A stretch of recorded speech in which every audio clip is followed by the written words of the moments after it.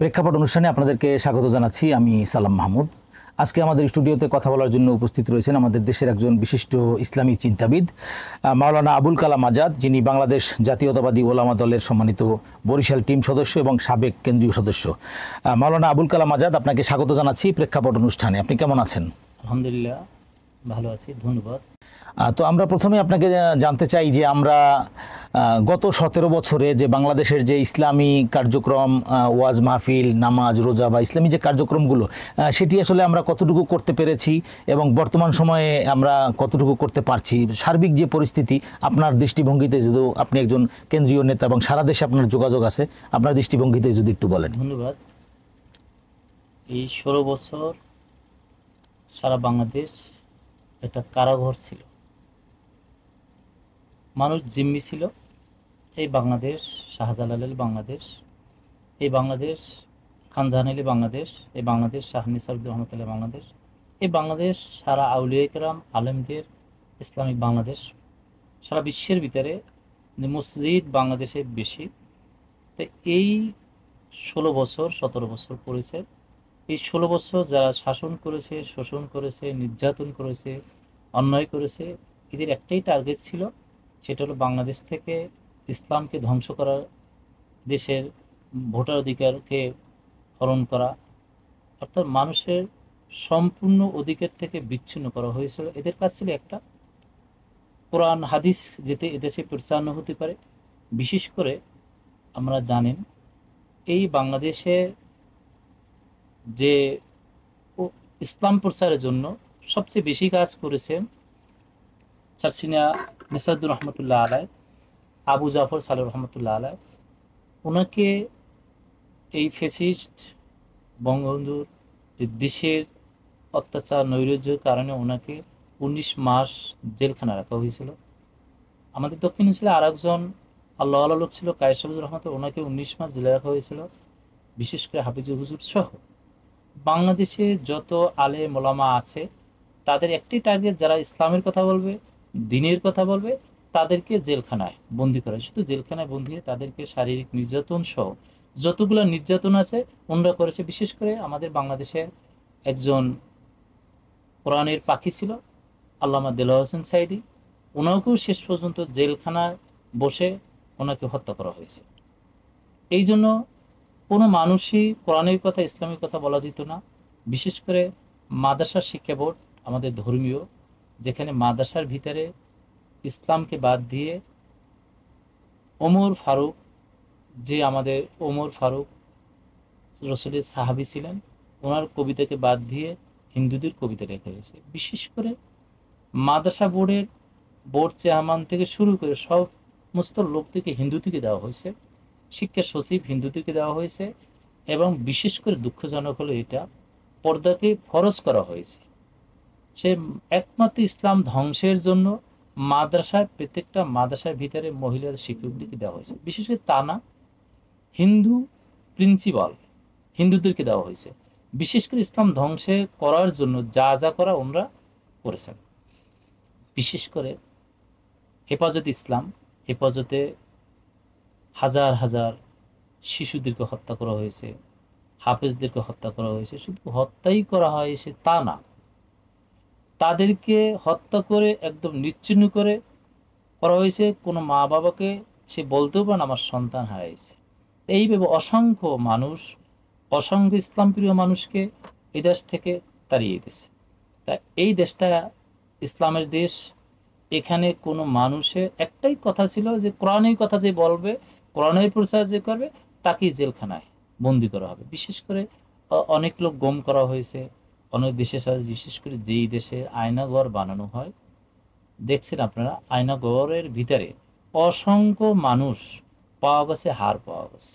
এখনো হাজার হাজার মানুষের কোনো চিহ্ন নাই, খবর নাই। দেশে এখনো অনেকের মায়ের কান্নার আওয়াজ শুনেছে। এই যে 5 তারিখে যে ঘটনা ঘটেছে, ওদিন আমি ঢাকাতে ছিলাম। বিশেষ করে আমরা তখন মনে করতে পারি না যে এই দেশে কোনো মানুষ জীবিত থাকবে। আল্লাহর অশেষ রহমতের কারণে এই ছাত্র আন্দোলনের মাধ্যমে বিশেষ করে জাতীয়তাবাদী শক্তি সহ সবাই ঐক্যবদ্ধ হয়ে দলবল নির্বিশেষে এই ফ্যাসিস্ট সরকার শেখ হাসিনা বাংলাদেশে শুধু ফেরাউন, পৃথিবীতে একজন লেডিস ফেরাউন, সেটা শেখ হাসিনা। এই দেশ থেকে তাড়ানো আমরা সক্ষম হয়েছি। আল্লাহর কাছে শুক্রিয়া যে আমরা একটা ফ্যাসিস্ট সরকার থেকে আমরা ইনশাল্লাহ মুক্তি পেয়েছি। তো আপনি তো একজন দক্ষিণবঙ্গের সন্তান এবং বিশেষ করে বরিশালে আপনার অত্যন্ত জনপ্রিয়তা বিচরণ।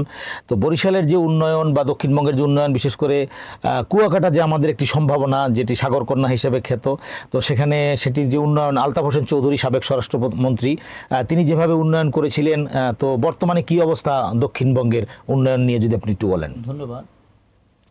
সাবেক স্বরাষ্ট্র বাণিজ্যমন্ত্রী, এয়ার ভাইস মার্শাল, কেন্দ্রীয় নির্বাহী কমিটির ভাইস চেয়ারম্যান আলহাজ আলতাফ হোসেন চৌধুরী কুয়াকাটাকে পর্যটক কেন্দ্র করেছেন। উনি পটুয়াখালী যে হসপিটালকে 250 শয্যা করেছে, দুমকি কলেজ ছিল ওটাকে বিশ্ববিদ্যালয় করে সহ অসংখ্য উনি কাজ করেছেন, ওটা ডেভেলপ করেছেন। আমাদের যে খালেদা জিয়া দেশনীতি ছিল, ওনার মাধ্যমে উনি আমাদের দেশে অত্যন্ত অনেক উন্নয়ন করেছে। বিশেষ করে আমাদের এই দক্ষিণ অঞ্চলের মানুষ হাজারো বছর শ্রেষ্ঠ সন্তান, আমাদের এলাকার মধ্যমণি, আমাদের মাথার তাজ আলতাফ হোসেন চৌধুরীকে মনে রাখবে। আগামী দিনেও আমরা ওনার জন্য দোয়া করি, ওনার হায়াত দারাজ করুক, সুস্বাস্থ্য কামনা করে আগামী দিনের এমপি এবং মন্ত্রী হয়ে আমাদের মাঝে আবার দক্ষিণ অঞ্চলে কাজ করবে। তো আপনি তো দীর্ঘ সময় ওলামা দলের সঙ্গে আছেন এবং নেতৃত্ব দিচ্ছেন। তো ওলামা দলের সঙ্গে আপনি আসলে কোন তাগিদ থেকে রয়েছেন, বা এর মাধ্যমে আপনারা সারা দেশে কতটুকু কাজ করতে পারছেন? ধন্যবাদ। আসলে আমি কেন ওলামা দল করি, আপনার প্রশ্নটা এটা হলো, শহীদ প্রেসিডেন্ট জিয়াউর রহমান গড়া দল ওলামা দল। উনি, আপনারা জানেন, যারা হজ করতে যান, আরাফাত ময়দানে ঢোকার সঙ্গে সঙ্গে তার তামাম জীবনের গুনাহ মাফ হয়ে যায়। আরাফাত ময়দানে আমি গিয়েছি, ওখানে যে বিদায় হজের ভাষণ দিয়েছে রসুল আকরাম সাল্লাল্লাহু আলাইহি সাল্লাম, মরুভূমি, চোখের ধুলার কোনায় কিছু চিনে যাচ্ছে, এত দূর। ওখানে ও দেশের সৌদি আরবের সরকার, প্রেসিডেন্ট জিয়াউর রহমান মনে করছে ওখানে উত্তপ্ত বালুর মাঠ, প্রচণ্ড রোদ, ওখানে কোনো মানুষ দাঁড়ানোর মতো অবস্থা নাই। উনি চিন্তা করেছেন, ওখানে উনি একটা গাছ রেখেছেন, জিয়াত সাজারাত জিয়া, নিম গাছ লাগাইছেন। উনি সৌদির বাদশাহ ওনাকে বললেন যে আমাকে আরো 5,000 গাছ দেন। উনি এক এক করে অনেক কিলোমিটার সম্পূর্ণ একদম গাছ লাগানো হয়েছে। এখন হাজিরা ওখানে মুক্ত বাতাস পাচ্ছে, তার কারণে কিয়ামত পর্যন্ত ওই গাছগুলি থাকবে। উনি কেন শহীদ, রাষ্ট্রপতি জিয়াউর রহমান হলো শহীদ, হলো শহীদ বলা ইসলামিক দৃষ্টিতে, সেই কারণেই যতদিন পর্যন্ত আরাফাত ময়দানে হাজিরা যাবে অতদিন ওনার জন্য দোয়া করবে। এই কারণেই উনি শহীদ রাষ্ট্রপতি জিয়াউর রহমান আরেকটি কাজ করেছে, উনি উনি নিজের জন্য কিছু করে না। উনি মৃত্যুর পরে ভাঙ্গা সুটকেস হয়েছে, সৌদির বাদশাহ ওনাকে একটা কাবার গিলাপ দিয়েছিলেন। সেই গিলাপটা উনি নিজে না রেখে, আপনারা দেখেছেন আমাদের জাতীয় মসজিদ বাইতুল মুকাররম, তার সামনেই উনি গিলাপ লাগানো আছে। ওটা করে শহীদ রাষ্ট্রপতি জিয়াউর রহমান করেছেন। ইসলামের জন্য, দেশের জন্য যত অবদান আছে বাংলাদেশের মধ্যে ওনারই অবদান। ওনার জন্য দোয়া করি উনি জান্নাত দেশে। বিশেষ করে আগামী দিনের যে তারুণ্যের অহংকার, আমাদের দেশের আগামী দিনের ভবিষ্যৎ প্রধানমন্ত্রী তারেক রহমান, উনি অতি শীঘ্রই আমাদের দেশে আসবে। বিশেষ করে খালেদা জিয়া 3বার প্রধানমন্ত্রী, উনি অত্যন্ত যোদ্ধা, সাহসী, ইসলামিক, ধার্মিক। কোন স্টাম রোলার চালানির পরও উনি দেশ ছাড়ে না, দেশের মায়া করেছে, মহব্বত করেছে। দেখেন এই ফ্যাসিস্ট ফ্রাউন শেখ হাসিনা, উনি দেশ থেকে পালিয়ে গেছে, অর্থাৎ উনি দেশের জন্য না, উনি হলো ভারতের লোক ছিলেন। এখনো অনেক ফ্যাসিস্ট বাংলাদেশে আছে। আমরা ঐক্যবদ্ধ হয়ে এই ফ্যাসিস্টদেরকে তারাইয়া বিভিন্ন সেক্টরে বিভিন্ন জায়গা আছে, যাতে করে দ্বিতীয়বার আরেকটা নৈরাজ্য না করতে পারে, আমরা সজাগ থাকবো ইনশাআল্লাহ। বিশেষ করে আজকে ধন্যবাদ জানাই আমাদের কেন্দ্রীয় ওলামা দলের ধর্ম বিষয়ক সম্পাদক জনাব রফিক উস্তাদ জামাল ভাইকে। আজকে ধন্যবাদ জানাই আমাদের কেন্দ্রীয় আহ্বায়ক আলহাজ হযরত মাওলানা সেলিম রেজা সাহেব, আমাদের বিপ্লবী নেতা সদস্য সচিব অ্যাডভোকেট আবুল হোসেন সহ ওলামা দলের কেন্দ্রীয় যত নেতৃবৃন্দ আছে সকলকে আজকে আপনাদের দৃষ্টির পক্ষ থেকে ধন্যবাদ জানাই। এই বাংলাদেশে জিয়াউর রহমানের আদর্শ উনি অত্যন্ত শখ করে ইসলামিক কথা বলার জন্য ওলামা দলকে তৈরি করেছে। ওলামা দল আগামী দিনে শক্তিশালী হয়ে মাদ্রাসা মসজিদ সারা বাংলাদেশে ইসলাম প্রচারের জন্য, দেশের জন্য ওলামা দলের সর্বোচ্চ শ্রেষ্ঠ ভূমিকা রাখছে, আগামী দিনেও ভূমিকা রাখবে। এবং এর পাশাপাশি দোয়া করি যে আমাদের শহীদ রাষ্ট্রপতি জিয়াউর রহমান সাহেব সে জান্নাতে ভিতরে সর্বোচ্চ, ওই কারণে মক্কা এবং মদিনার মেহমান হিসেবে উনি সরাসরি ওনার রওজা থেকে মদিনাতেও পর্যন্ত সরাসরি একটা রাস্তা হোক। তার পাশাপাশি দোয়া করি যে আমাদের যে এই শহীদ রাষ্ট্রপতি জিয়াউর রহমানের যে একমাত্র কলিজার টুকরো সন্তান, উনিও আমাদের মাঝে নাই, ওনার জন্য দোয়া করি। বিশেষ করে তারক রহমানের জন্য দোয়া করি, বিশেষ করে বিএনপি যারা আছে তাদের জন্য দোয়া করি। সবচেয়ে বেশি আমাদের যে আঘাত এনেছে এই দেশে বাংলাদেশ ইসলামী মূল্যবোধ, এই দেশে এই ফ্যাসিস্টের এই রয়ের এজেন্টটা এখনো মাথাছড়া দিয়ে উঠছে, এরা বসে নাই, যে কোনো মুহূর্তে একটা বিপ্লব করতে পারে। আমি দেশবাসীর কাছে আহ্বান জানাই যাতে করে এই ফ্যাসিস্ট এই ফ্রাউনেরা আর একবার এদেশে আবার নৈরাজ্য না করতে পারে। আপনারা সজাগ থাকবেন। আর বিশেষ করে এই দেশটা ইসলামিক দেশের কোরআনের আইন অনুযায়ী চলুক এবং সবাই ভালো থাকুক।